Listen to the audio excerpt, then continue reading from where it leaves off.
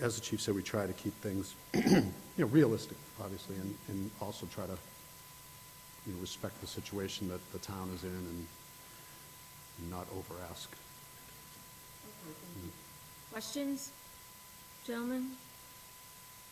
I had a CIP question. Okay, let's vote on this. So we're looking here at a total police budget. The request is $4,952,153.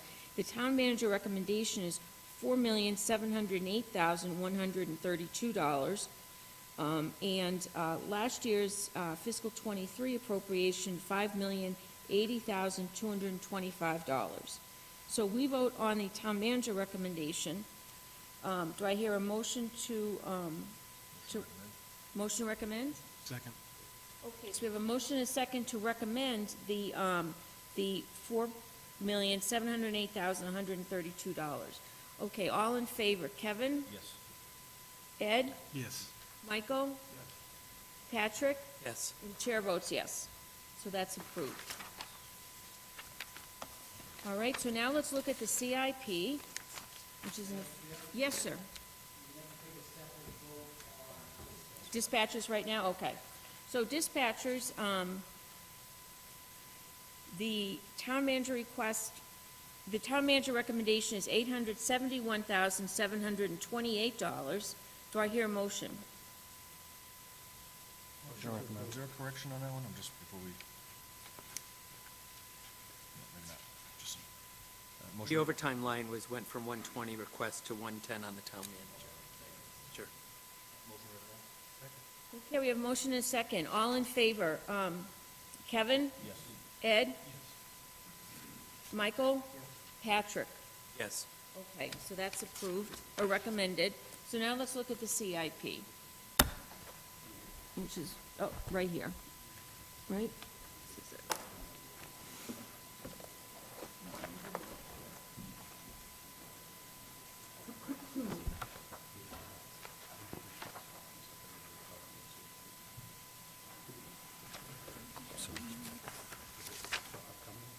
All right, so the police department 24 you're talking about? CIP, CIP?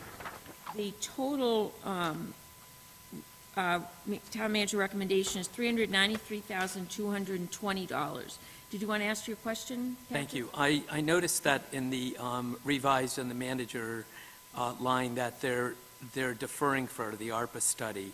And I just wanted to inquire in two respects. One, the cost, the rising costs of service and labor parts, and delaying something of that nature. And as it relates to ARPA, with some of the volatility, when this study would actually occur, and it would be wise to put that off. The HVAC? Is that- The HVAC, right.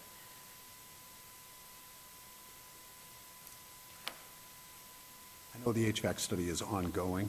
I don't know when it's expected to be completed as it pertains to, it's townwide.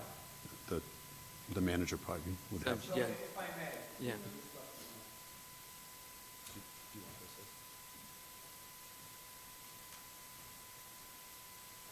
So currently, we are having a engineering study on a number of our municipal buildings as it relates to HVAC, with the intent of making a request before the Board of Selectmen for the use of ARPA funds. Now, until such time the board votes those ARPA funds, we're going to continue to program our HVAC needs within the 5-year capital program. If in fact they vote a sum of money out of ARPA to address our HVAC needs, at that time we will remove it from the 5-year CIP. So my question is do we have a timeline as to, I mean, we all know that the clock for using that money is moving, so I'm just more looking for an update. Is it prudent to not have a benchmark in place at So this stage? it is my understanding that the results of that study are going to come in the month of April. At that time, we will examine the results of that study and then bring something to the board. But because it's programmed in FY25 and there's no earmark or appropriation for FY24, it will give us time to amend that at a later date, Patrick. If I could just comment, and through the chair, Yep. to the board,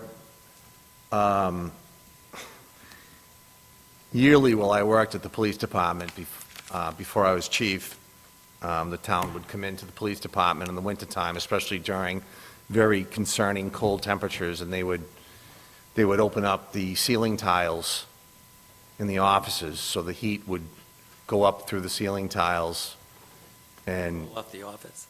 make sure that we didn't have freezing pipes in other parts of the building.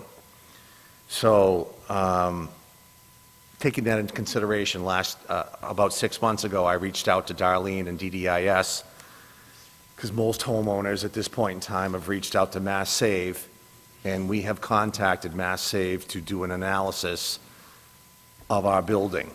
Building's good. I don't think it's insulated very well. So we're hoping to be able to come back to the board. If they do it, if Mass Save handles it like they do most homeowners, they come in, they look at it, and they can go, yeah, we'll put in spray foam insulation and do this, and they'll do that to improve the insulation quality of the building, and then there's generally a cost that comes to either the homeowner or the business owner.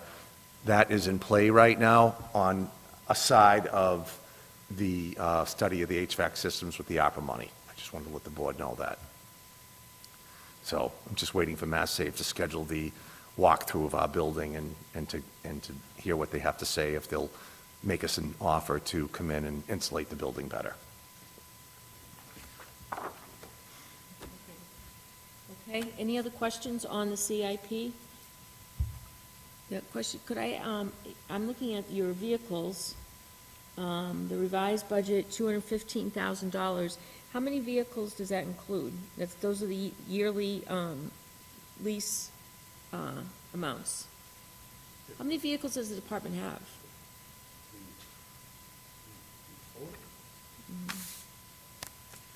If I give you an answer now, it may not be accurate. We've actually just gone to the board to decommission some vehicles to be able to get rid of them.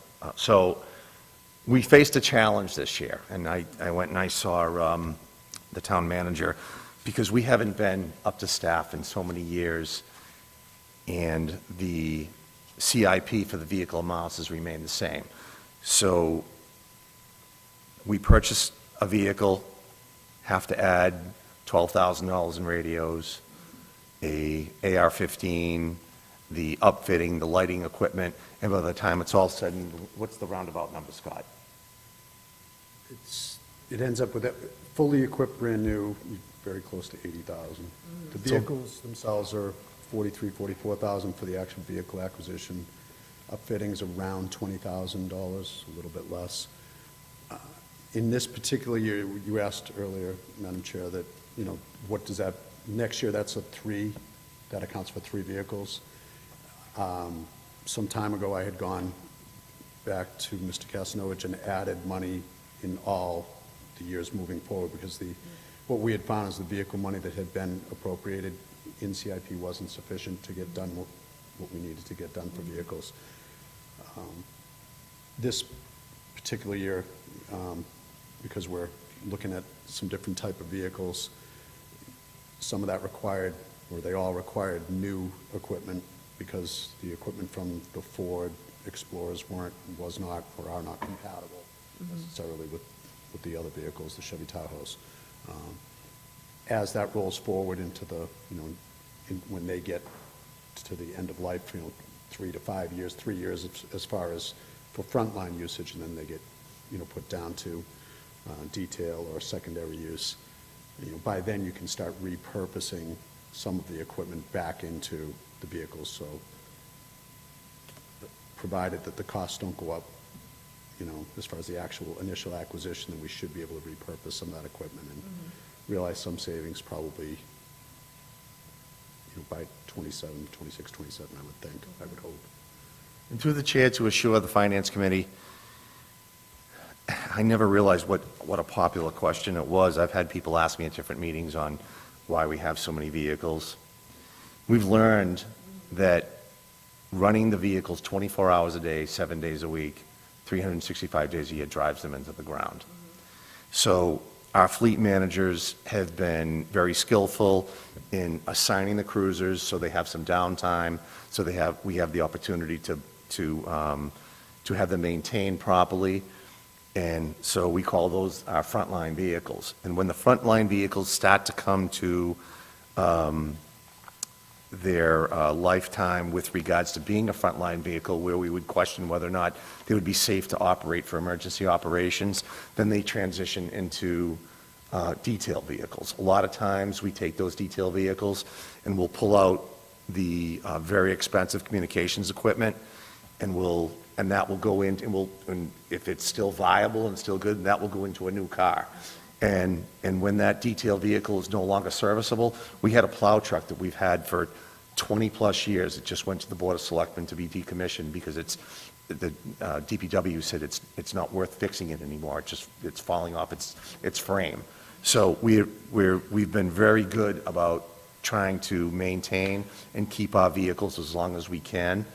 And now this year, again, as the deputy chief addresses, that we haven't really kept in line with inflation and the increased costs and escalation in costs of all the upfitting equipment and the actual costs of the vehicles with regards to our CIP requests. Relative to the cruisers, I know we've heard from the DPW and obtaining new fleet software and sort of getting better tracking as to true costs relative to vehicles, and even having that software having some capabilities to estimate, the end of life as opposed to when it's looked at. Because, again, at multiple meetings, I've heard the same thing, why are there so many vehicles in the parking lot? And, I think we've heard a little bit in the past that, well, they're already paid for, there's no cost. But the reality is there is a cost. Every time they have to go on a lift, there's man-hours to check and change a filter. And there is, maybe minimal, but there is a cost. So I'm glad to hear that there are some that are being decommissioned. Hopefully that software will maybe give you some better forecasting as to plan, because we hear from every department now that it is the cruiser you're ordering today, you may not see for 2 fiscal years, just by the way things are backed up. So maybe it'll give some better planning for things and forecasting for yearly increases and things of that nature. So, but yeah, I think we've heard the same thing, why are there so many vehicles there? And it's, it's a concern, and if we hear it enough times, it's obviously a concern of the public, and we have to look at it as well. So glad to hear that you're making the most of those vehicles, and we're starting to move some of those out to pasture. Okay. Any other questions? No, I think we're all set. Thank you very much. Thank you. Thank you very much, Chief Lerman and Deputy Chief Mills. Appreciate you coming in. Thank you very much, and we sincerely appreciate the support of the board. Thank you very much. Okay, so the next budgets we're looking at are first the the fire department.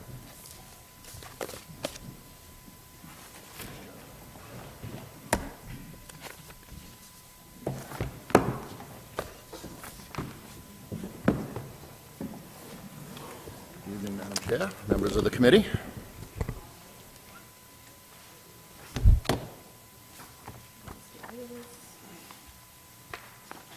You want to tell us about your budget first, before we delve into it? Sure. Just give me 1 second.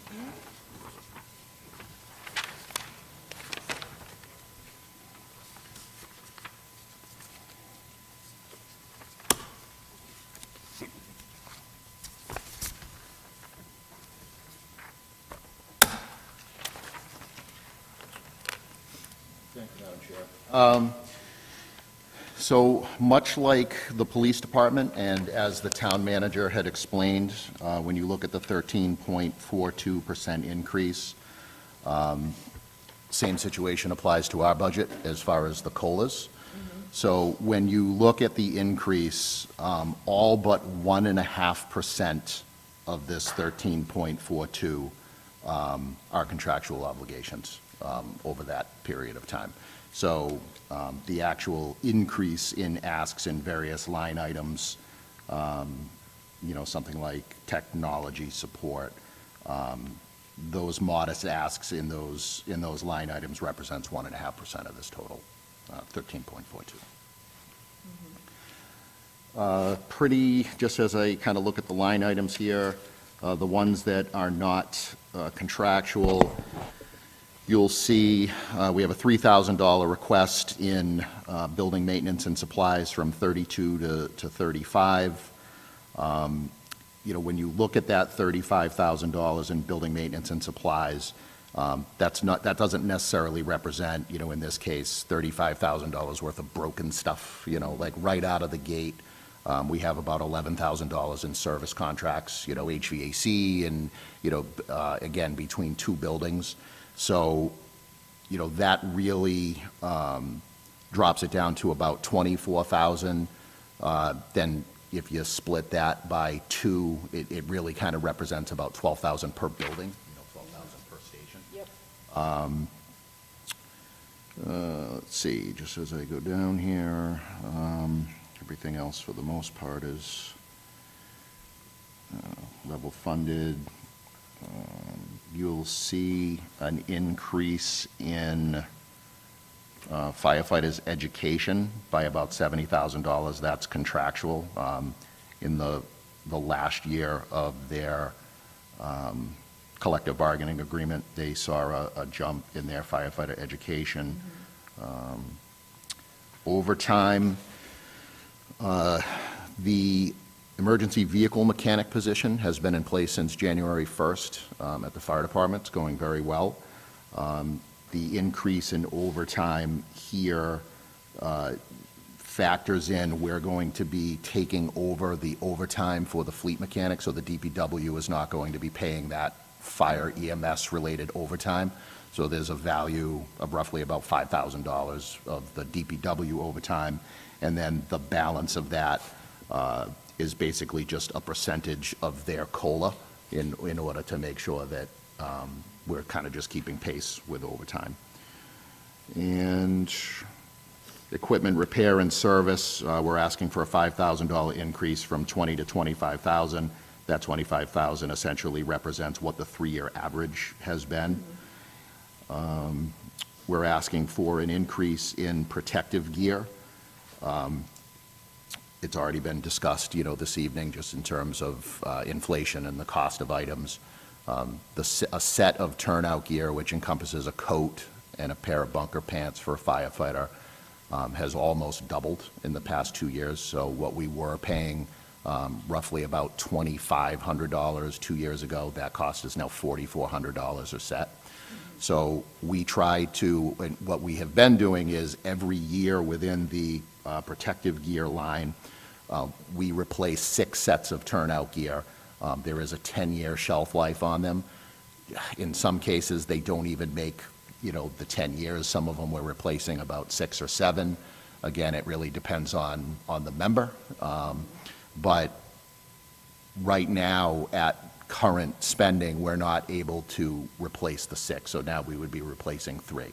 So every member has 2 sets of turnout gear, so we're looking roughly at about, 84 sets of turnout gear. So unless we stay on track with replacing 6 sets a year, we're going to run into a problem where we're not replacing everything within that 10-year time period. So that's the request for protective gear.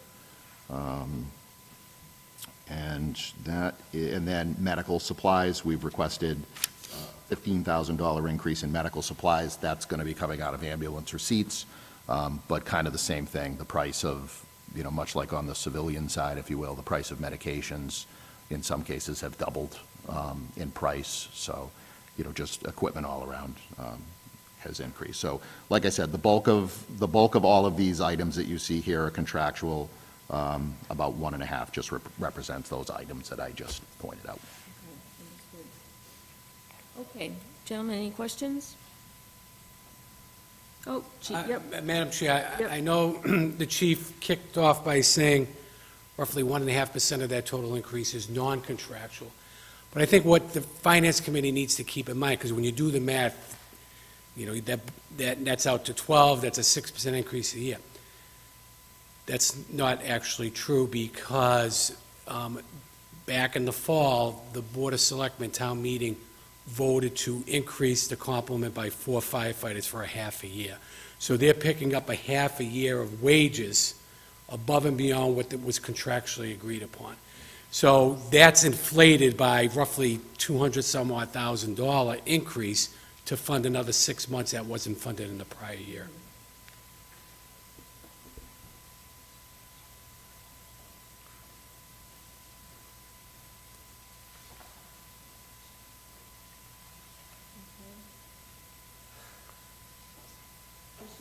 Just relative to your initial request compared to the town manager's request, where were the differences there? So the main difference was I had requested 4 additional firefighters be added. As the committee is aware, in 2002, the town commissioned an independent staffing study of the fire rescue department. And the end result of that, while that study was going on in 2022, we were at 9 members per group. That study concluded and recommended to the town that the groups should be at 13 per group. So we had requested a SAFER grant from FEMA last year for 12 members. We were not successful in that grant. Tomorrow, we will be clicking send on a grant submission for SAFER for 8 positions because the board gave us 4 in January. So I had requested 4 positions in the event that we were not awarded the SAFER grant, that we were still able to kind of chip away at staffing. In conversation with the town manager, what we decided to do was pull the request for those 4 members. We'll know sometime, hopefully, between August and September, whether or not we're successful in that grant for 8. If we get it, great, sort of problem solved. If we don't, then at the fall town meeting, we can always reevaluate the funding and basically do the same thing that we did this past year, come into a special town meeting to fund a half-year positions in January. So I put the request in there sort of to memorialize that we're looking to achieve the goal of the staffing study, but I supported backing that 200 some odd thousand out, just understanding that with the SAFER grant, we do have time to address that if funds are available. So it was really by those 4 positions, that's the difference. So you've got 9 per group currently? So with the 4 that the board just added, we went from 9 to 10. How many groups do you have? 4. So right now, we have 10 firefighters per group, so it's a captain, 2 lieutenants, and 7 firefighters between the 2 fire stations. So if we're successful in getting this SAFER grant, that would allow us to go from 10 to 12, which would allow us to, really, the ultimate goal here is to allow us to continue to raise our minimum. When I took over as chief, our minimum was 6, and it had been 6 for a long time. And then we sat at 7, for a long period of time.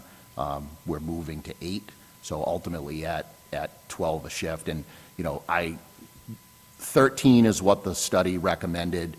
I think that's a great sort of long-term goal in the 5+, but I think in the immediate, just based on our call volume, 12 is sort of, in my opinion, it's an immediate priority, which would allow us to set our minimum at 10.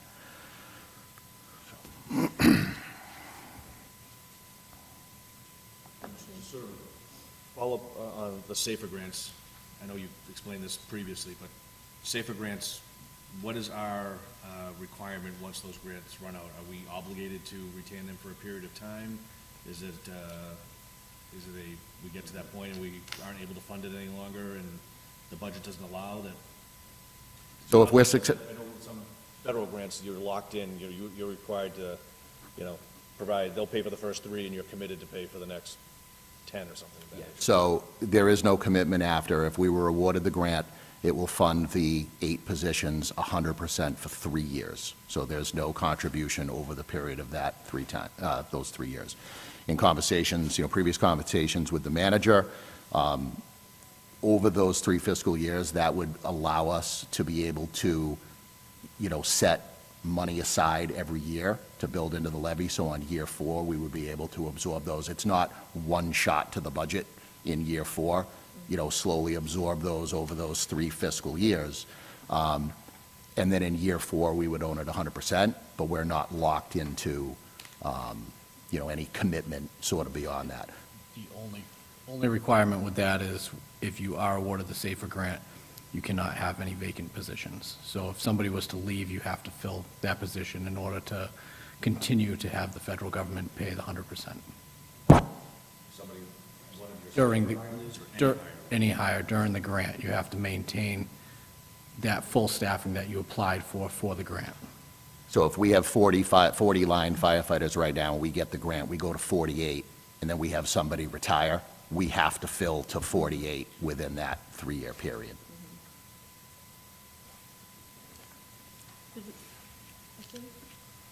Does that include the 100% for 3 years? Does that include benefits also? It does.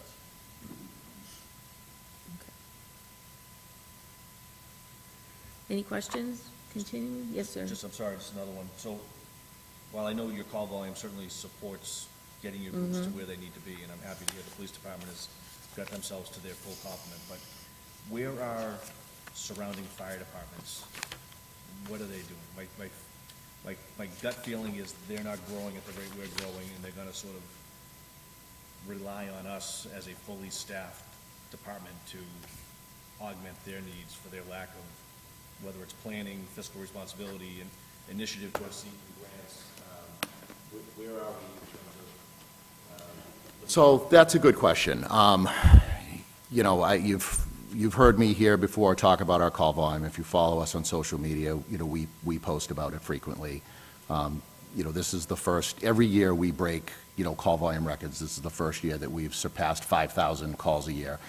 If you look at if you even go back 20 years, I mean, you go back 75, and it's going to show you this, but if you just go back 20 years, our call volume is doing this the last, so, right, everything for the most part that we do here, we do in your business, right, we have to rely on data to sort of forecast. So if the last 20 years has shown us anything, right, that all of a sudden isn't going to start going like this, right? As the community continues to grow, roads are congested, you know, aging population, the baby boomers are starting, you know, to come into that aging group. History shows us that we're only going to continue to grow. Outside of the city of Worcester, we are the busiest fire rescue agency in southern Worcester County, and we are the 4th busiest in all of Worcester County. So other communities, you know, like, you know, I take smaller ones like, you know, Sutton or Charlton or Oxford, they're all sort of going through this at this point where, you know, the town of Oxford just put on 4 additional career people this year. Charlton is putting on 4 additional career people this year. Everybody's sort of in this same pressure. It's a question I get often, probably not as much as the police department's asked about the number of cars they have, but this is probably this is the equivalent of that question, is mutual aid. You know, there's a lot of concern about how many times we go places and, you know, what are we doing and why are we going here, why are we going there? You know, here's the bottom line, is that we cannot do what we do on a daily basis without mutual aid. Within the last, prior to me coming here, in the 20-minute window that I was, you know, putting my book together and getting ready to leave, we had 4 back-to-back calls within a 20-minute period, and mutual aid was in town. We can't do what we do at 5,000 calls a year, staffing 2 ambulances, or even fire department. We had a fire last Saturday. The city of Worcester came in, engine 15 out of McEwen Road came in, and engine 15 ran 4 calls while they were here on station coverage. No fire department, including the city of Worcester, can do what we do on a daily basis today without mutual aid. It is a critical part of the network as a whole.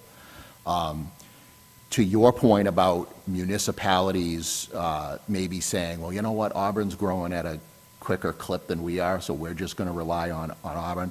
I can honestly say that that's not something that ever comes from the fire chiefs. To be quite honest with you, that comes from boards of selectmen, right? That's the attitudes of boards of selectmen in a particular town that may say that. But that's not something that's tolerated by fire chiefs. And I will, you know, I'll say that I recently had to do that within the last year to the city of Worcester. Town manager Jacobson and myself had to go to the city of Worcester and meet with their emergency medical services and their fire department, and we had to question the amount of ambulance mutual aid we were doing on a daily basis. And We heard their struggles. We know that they had struggles.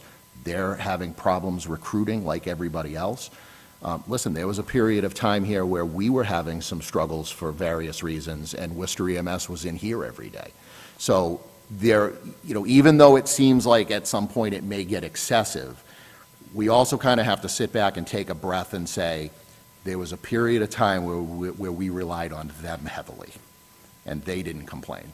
And we kind of got to look at the same. But at some point, right, and it did happen in that case, where it's like, I have to make a phone call and say, we need to meet. And since that meeting, I think they've put on an additional 12 paramedics, they got a couple ambulances staffed up, and that situation has been improved dramatically. So every community, for the most part, kind of has that ebb and flow where they have some struggles, and I truly believe in, we're here to help our neighbors, because God knows we've relied on them. But it's one of those situations where, in some respects, it's just not tolerated long-term. So if that were to occur and we were to see that that was happening, we would essentially, we'd call that community on it, and we'd say, listen, mutual aid has to happen by law. We can't refuse. If Worcester called us 20 times a day for an ambulance, we can't say no. That's Mass General law. That EMS service has to be provided. But it doesn't mean that at some point you can maybe recognize some abuse of it. And even abuse is a strong word. I don't think it's ever malicious. There are always reasons why that is happening, and until you ask the question and that particular agency says, listen, this is the struggle we're in, and 9 times out of 10, it's personnel related. It's just they don't have the staff. But usually it's short-lived, and then you kind of come out of that. So that's not really a concern for me, that municipalities are going to say, well, we'll call Auburn and they'll handle it. No fire chief would ever kind of allow that to occur in the long term.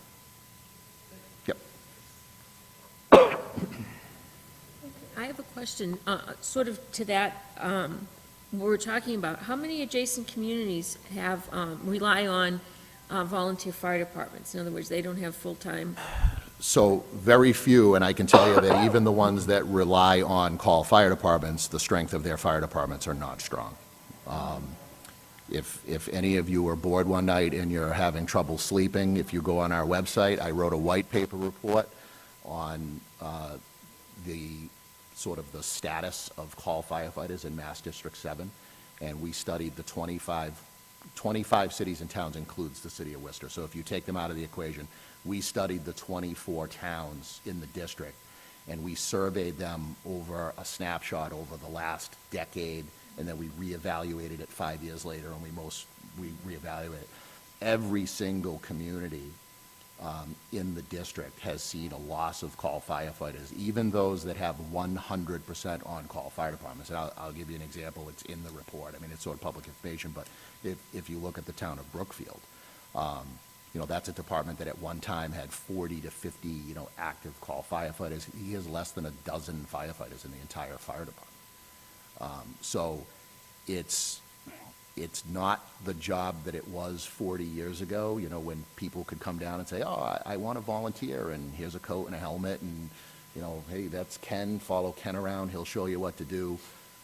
Initial training right out of the gate for call firefighters now is a little over 300 hours, and that does not include first responder training, hazardous materials training, all of those extra things. And then, at the end of the day, once you get on, that's just the training commitment, and then once you get on, there's an expectation that you're gonna come to calls. And, if you take EMS out of the equation for our department, we run somewhere around close to 1,800 fire-related calls that have nothing to do with EMS. If you look at our surrounding neighbors around here, like Millbury and Sutton and Leicester, those communities are running anywhere from 250 to 300 fire-related calls with no EMS component. So even the town of, the fire chief in Leicester has told me in the past, and they've seen a significant decline in the number of their call firefighters. He said, if I had your fire call volume, I couldn't do what I'm doing. I couldn't do it, because they have a struggle trying to get call firefighters to respond to 300 fire calls in the course of the year. So it's a very challenging time, and it's not a District 7 thing, it's not a Massachusetts, this is a nationwide issue with the reduction of call firefighters. The state of Pennsylvania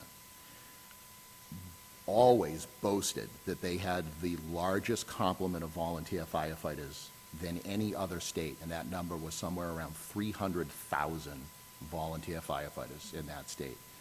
They, for the first time ever, are under 30,000 for the entire state. They've gone from 300 to under 30.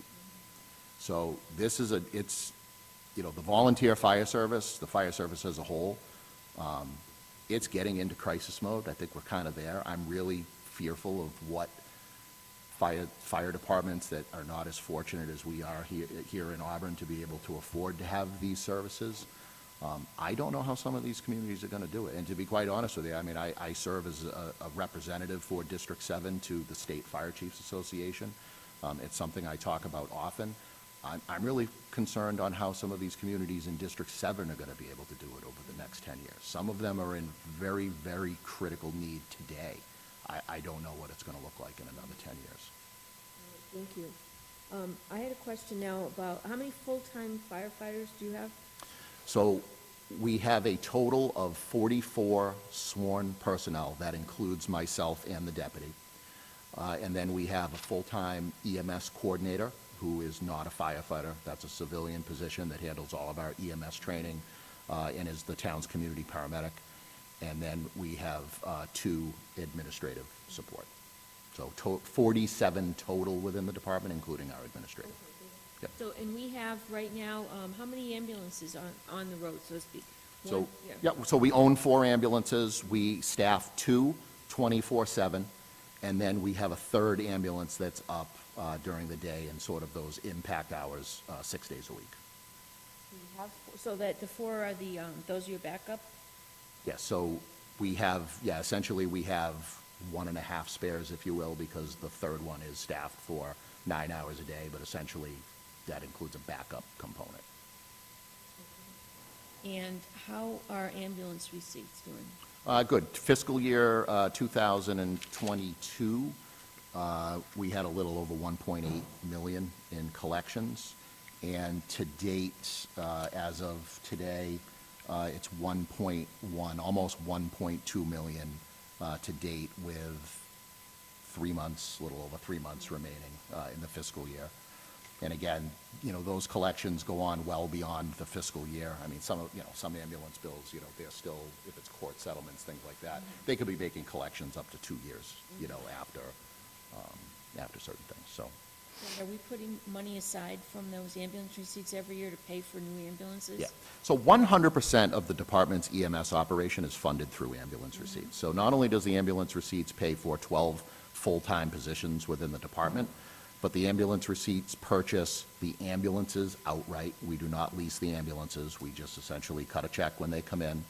And then the EMS operation funds the medical supply line. It funds the EMS coordinator's position. It will now fund these 2 full-time dispatches. So 100% of the department's EMS operation is funded through ambulance receipts. Good, thank you. Yep. Questions? And the deputy just whispered in my ear, the ambulance receipts is also funding the fleet mechanic, the EMT. Right, okay. Mm-hmm.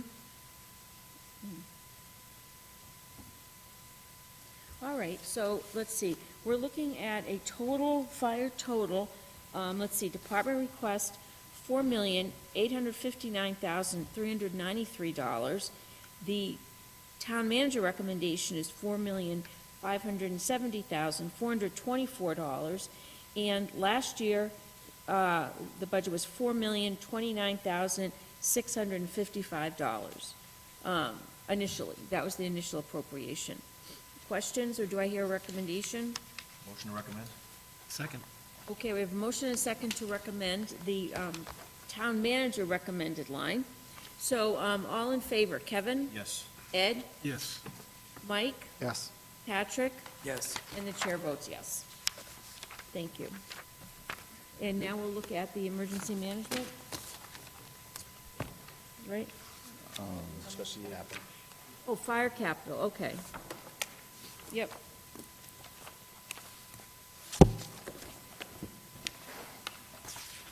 So as far as the fire capital goes,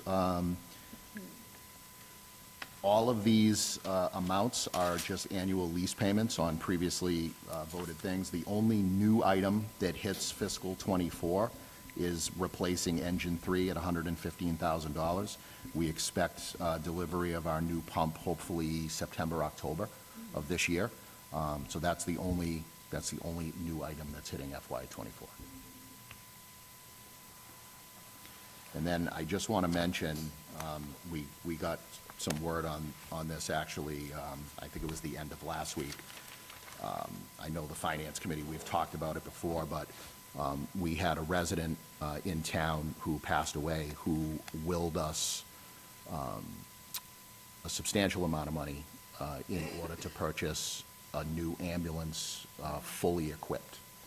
So we were waiting on the house to sell and that all to go through the system. The house has sold.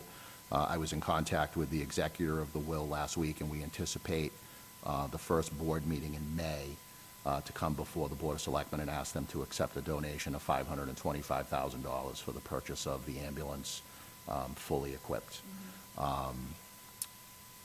So the ambulance that we are anticipating to take delivery of this year in September, October, that ambulance will be paid with that donation.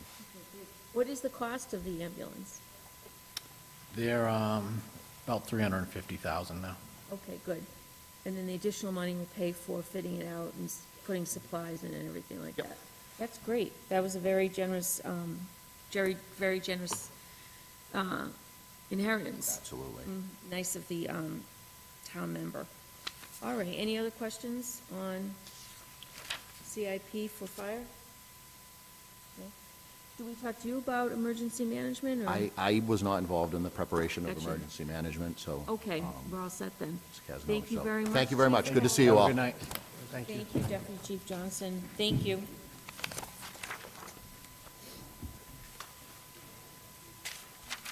We have two other budgets to look at.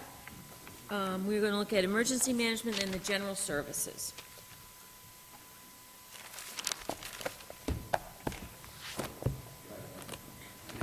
Good night. Good night, thank you.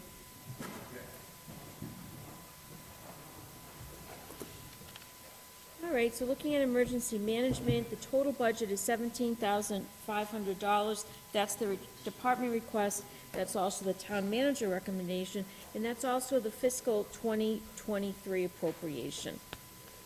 We have a director, deputy directors, stipend, overtime, and various supplies, and importantly, generator maintenance. How many times has this been activated? How many times have we needed to use this account? So, well, Madam Chair, first of Yeah. all, this allows us to maintain our generators. This kind of indirectly has to do with opening up the EOC if in fact Right. we need the emergency management director to control operations there. But for the most part, this is the day-to-day activity that's required, whether it be, maintaining all of our generators off-site, and that's done by our own mechanics. And those are tested, I believe, quarterly. And it provides for money to repair those generators as well. That's really the bulk of the cost, because that's what the overtime money is used for, to maintain our emergency generators. Oh, I understand, okay. How many generators are there? Are there 4? Oh, we have several of them. There's one here at Town Hall, there's one at the senior center, there's one at the high school, there's one, I think at every school. Okay, So, yeah, there were quite a few of them. okay, thank you. Questions on this account?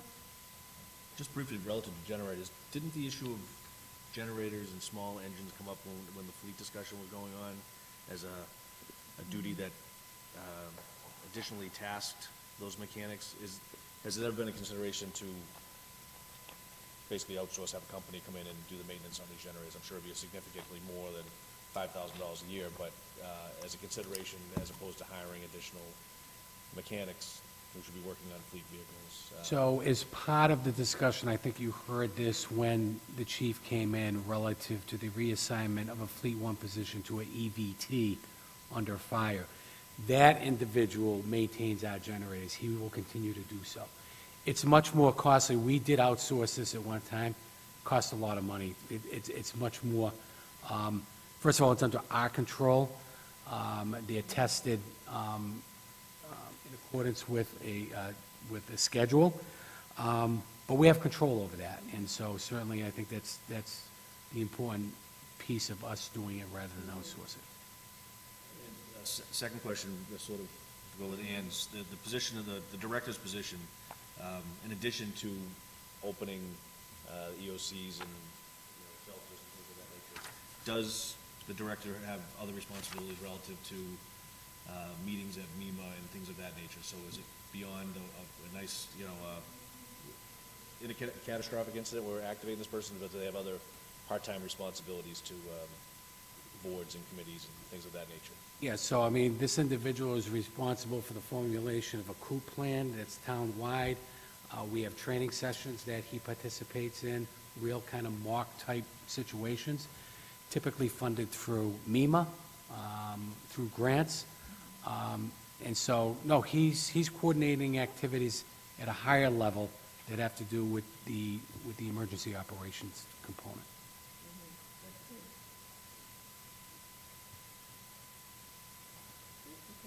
So the department request is the same as the town manager recommendation, $17,500. Do I hear a motion to recommend? Motion to recommend? Second. Okay, all in favor, Kevin? Yes. Ed? Yes. Mike? Yes. Patrick? Yes. And the chair votes yes. All right, so let's flip back to general services.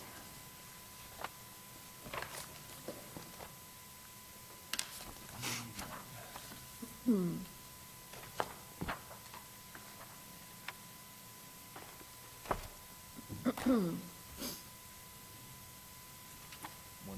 is the tab. All right, so general services, the department request $1,702,889, and the town manager recommendation is the same, $1,702,889, and the fiscal 2023 appropriation, $1,716,000, $908. So, do you want to tell us anything about this, Mr. Kazanovich? Sure, so I guess I would identify several line items that tend to be involved to line items. One, electricity, and because of the cost per kilowatt hour that we are paying, we made an adjustment to reflect that increase. In terms of motor vehicle fuel, gas, oil, and diesel, the cost per gallon has gone down from the high water mark when we brought in a transfer, I think, of $120,000 at the fall town meeting. It's retreated a little bit, but certainly that bears watching. So at the time we prepared the budget, we were running at an annual clip of just under 300, hoping that the prices would continue to go down. They have somewhat stabilized, but certainly that could be one of the moving pieces that we would have to potentially amend one way or another. And certainly insurance and bonds, and when you look at the history of our renewals, there's a number of pieces they look at. They look at our loss ratio in terms of claims. They look at our IOD cases and how active that has been. And they actually assign a rating on our workers' comp policy. So our rating has gone down. They call it a mod. It's a 5-year average of our workers' comp. Hopefully, and I'm fingers crossed, that may result in a lower premium. But at the same time, when you look at a workers' comp policy, they assign a classification based upon job risk and job assignment. If those maintain at the present rate, we should be okay, but if those go up, regardless of our experience, that could drive the premium up as well, so. Now, we are gonna go out for multiple quotes on our renewal, so hopefully, those who may decide to bid on it will sharpen their pencil and maybe give us a competitive quote. Okay. Is there any way to, I know the school department participates in a lot, the French River Consortium, to purchase different, I could think even fuel oil and other things at a discounted rate. Is there any option for the town to do that? We looked at that for our building field at one point, and they would not include municipal buildings outside of schools. There isn't any other option in terms of getting other towns together to do it? We do that, we do a number of those type of bids for, like our salt and our calcium. Okay. We try to exercise or take advantage of those collaborative type bids when we can, and we've looked at French River before to try to get our foot in the door, but No? Okay. it's not a consideration. Okay, thank you. Okay, questions? Sorry, Ann, I have a question. So, I'm sure that this isn't possibly a dumb question, but, so overtime is the same account for every department, but we just put that department's line item in their budget. Is there any, do we have any idea how much fuel each department is spending? Like, how much money each department is spending on fuel? And is there any, I'm sure we know at some very high level, but is that something that could or should be broken out by budget? So, I can tell you that all of the fuel costs, all but for cemetery and COA, are under general services. And they used to be at the department level, but we consolidated that years ago under the former town administrator, wasn't even a town manager. So this was done a long time ago. Although we track the cost by department on a monthly basis through a worksheet that we get from our fuel provider, because we have a card system. So I can get you that cost by department on a yearly basis, but Yeah, I that's can't. Yeah, that makes Pull it sense. out of I would be interested to know it. And Yeah. then, as a follow-up, has the town looked into electric vehicles at all? I know that there's obviously a higher initial capital cost, but, once you have them and once you install the chargers. We were awarded a grant that committed us to 2 EV vehicles, strictly electric vehicles, that are going to be used for inspectional services. I know the police department is looking at that, but they're not convinced that is the way to go. They have hybrid vehicles, but they don't have total electric vehicles. So I think it's something that we're going to keep an eye on in the future. We can't even get electric vehicles now. The 2 that we got granted for, we had to commit to a truck because they didn't have any sedan-type vehicles. Although they did, they had a Mustang, but I wasn't going to purchase a Mustang because I could only I hear think people are complaining about the police pushback. department. Just wait till the home inspector Our shows up in a building Mustang. inspector is driving around in a Mustang throughout town, so that wasn't going to happen. So we actually bought a truck and I think another, I don't know what the other vehicle is, but, yeah. So we had to pay, we got I believe $50,000 from a grant, and the balance of that is coming through our Muni Ag account. We had to put up a sum of money too. And how many other, And there's a charging station out here now, so if you have an electric vehicle and you want to charge it at the next meeting, not yet. plug in and help yourself.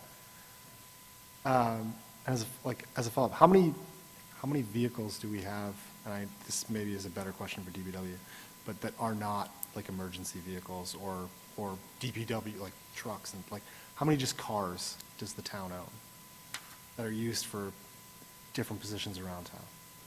Well, I would consider DPW's, sewer department, emergency-type vehicles, because they are used in a response to. Yeah, exactly. But when and those are and they are marked. I would say the only vehicles you'll see out here in the backyard are for our inspectors. It's probably 4 vehicles.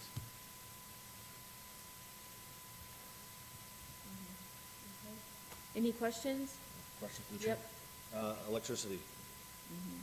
What, did we spend, did we have to come back for any transfers of electricity related? Or was the 23 appropriations sufficient to get us through? It just, it sort of jumps out at me that the number going down, certainly my electric bill at home is gone significantly up. I'm just surprised to see the request be a lower number than last year's appropriation. So I think we anticipated a higher rate. Let me see what we're running, and I can tell you we got a credit, and I think this was part of the consideration for the reduction. We had a $160,000 credit that was going to be applied to several of the town accounts as a result of the net metering agreement we have for the solar array, which was all town side, and the school got their proper credits. There was an adjustment to ours. So as a result of that, I think we backed off the appropriation because we knew we didn't need that level of, because we're getting such a large credit. There'll be some months where we won't be paying a bill.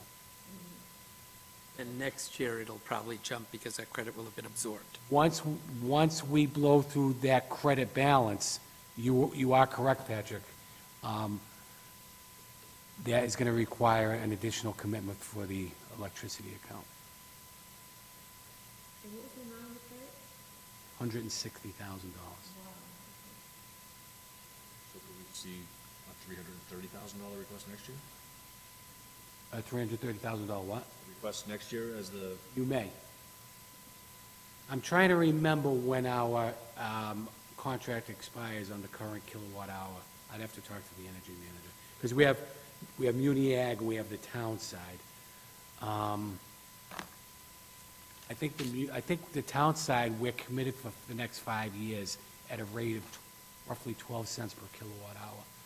When right now they're paying N-Grid 32, 33 cents per kilowatt hour. Our Muni Ag rate is high, 23 cents. I think our town rate we locked in for 5 years, I think it's going to fluctuate between 12 and 13 cents, which is a great deal. and usually. So no, we're not going to see that type of fluctuation because we're locked in for a longer period of time. That big electricity number we see is on the sewer side, is that correct? Can we get to that? Yes. Okay. Any other questions? Okay, hearing no other questions, we have a department request, which is the same as the town manager request, $1,702,889, and that's a decrease, 0.82% decrease to fiscal '23, which is $1,716,908. Do I hear a motion to recommend? Motion to recommend? Second. Okay, we have a motion and a second. All in favor? Kevin? Yes. Ed? Yes. Mike? Yes. And Patrick? Yes. Okay, good. And there isn't any, we're not gonna look at any capital for this or anything, No right? cap, There's nope. no cap, all right. Is the chair yes on those duties for the year? And the chair votes yes. Yes, all right. All right, so, looking at our, agenda, we have minutes that we've received, via email. Does anyone have any, these are minutes for February 15th, does anyone have any questions or concerns regarding these minutes? Hearing none, then these minutes are accepted as presented.